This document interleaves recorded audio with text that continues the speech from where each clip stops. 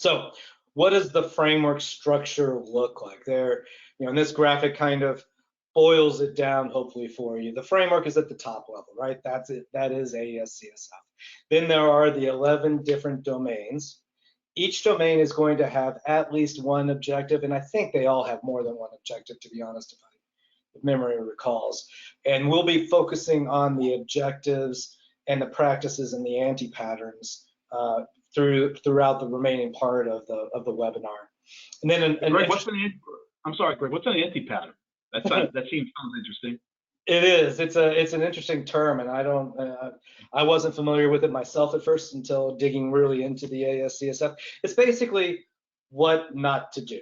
So the pattern or the practice or the objective is a series of cybersecurity techniques, shall we say, or practices to better the thing. Right. Anti-pattern, don't do this. Whatever you do, don't do that.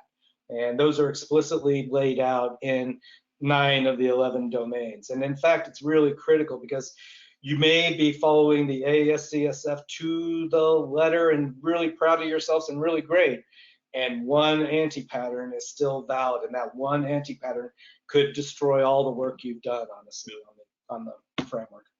Great explanation. Yeah.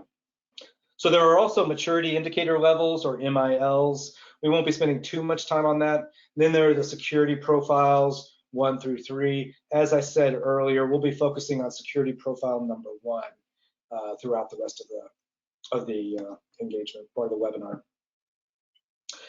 So the interesting part that the interesting piece of the slide that I put here is really the total number of practices and anti-patterns.